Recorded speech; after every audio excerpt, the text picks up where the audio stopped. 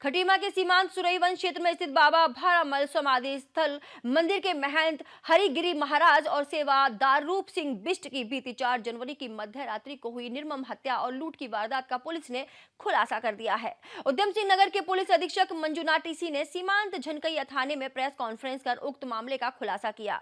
जानकारी देते हुए पुलिस अधीक्षक ने बताया कि घटना स्थल गहन जंगल के बीच स्थित होने के कारण उक्त मामले में कोई पुख्ता लीड प्राप्त नहीं हो पा रहा था, जिसके बाद इस वारदात का खुलासा करने के लिए 15 टीमों का गठन किया गया। गठित टीमों के द्वारा अलग अलग स्तर पर मामले की जांच शुरू की गई। दिनांक 4 और 5 की मध्यरात्रि में बारामल जो धाम बारामल बाबा मंदिर में जो महंत हरिगिरी महाराज और उनके चेला एक जो है रूपा कहते हैं, उन दोनों की बर्बरता से हत्या हुआ था। डे 1 से लग रहा था कि ये साथ में गुल्लक सारे लूटे गए थे और सारे पैसे और सारे पेशकीमती सामान लूट के ले गए थे। तो ये हमारे लिए बहुत चैलेंजिंग घटना था। पूरे जनपद के सभी जो ऑफिसर्स हैं जो क्राइम में बहुत एक्सपर्टीज रखते हैं, उनको लेके हमने एक विशिष्ट टीम बनाए थे। इसके अलावा चंपावत और नैनीताल से भी कुछ बहुत ही क्राइम का जो एक्सपर्टीज होते हैं वो लड़कों ने आए थे यहाँ पे। मैनुअल और सर्विलांस के माध्यम से बहुत ठोस सबूत मिलने के उपरांत एक बहुत छोटा सा एक दिन का जैसा लीड मिला बाबा जी का डोंगल खुलने का, और इसी के आधार पर हमारे टीम ने त्वरित कार्रवाई करते हुए अपराधियों को धरपकड़ कर लिया है। टोटल 3 अपराधियों को हमने पकड़ा है। वो है अपरा मेन है कालीचरण, जो यहाँ पे बाबा 5 साल वह सेवादार के रूप में रहता था और हाल ही में 3 दिन आए थे ये। दूसरा है हमारा पवन, जो हार्डकोर क्रिमिनल है, इसके ऊपर लूट 307 की विभिन्न मुकदमे पंजीकृत है और गैंगस्टर भी है, और एचएस भी है पीलीभीत का।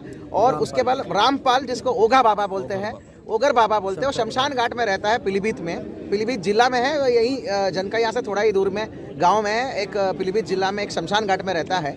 ये ओगा बाबा और हमारा जो कालीचरण सगे भाई है। तो ये दोनों आते हैं यहाँ पे और 3 दिन 25, 26, 27 को तीनों दिन हमारा भंडारा में शामिल होते हैं। उस दौरान उन्होंने देखा यहाँ पे बहुत बड़े मात्रा में चढ़ावा आ रहा था और वही शराब भी पीने लग गए थे तीसरे दिन।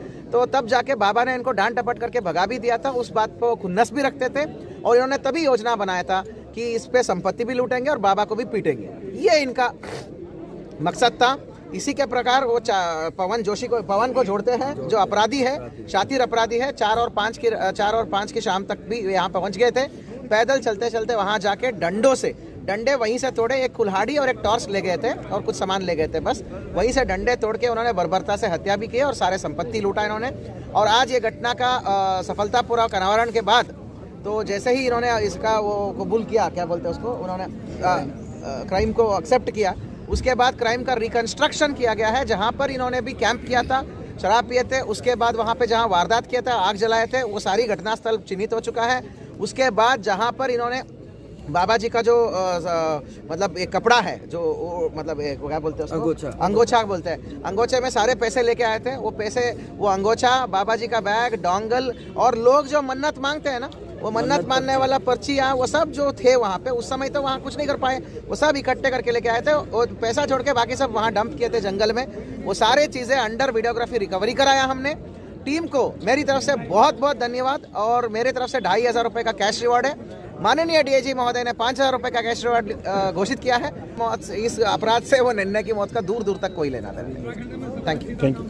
इससे ये है संतुष्टि मिली है कि प्रशासन ने अपना तन मन धन लगा करके और बड़ी मेहनत से, लगन से इस केस को पर्दाफाश किया और सभी टीम लगी रही। कई बाहर से भी टीमें आई, इधर से भी टीमें आई और मैं पुलिस प्रशासन का बहुत आभारी हूँ, जो उन्होंने हमारे महात्मा का मर्डर हुआ और उसका खुलासा जल्द से जल्द किया। तन मन धन लगाकर इन्होंने मेहनत किया और मैं बहुत ही प्रशासन का आभारी हूँ और प्रशासन को धन्यवाद देता हूँ। मैं ये चाहता हूँ जितने भी पकड़े गए हैं, इनको जल्द से जल्द फांसी की सज़ा सुनाई जाए।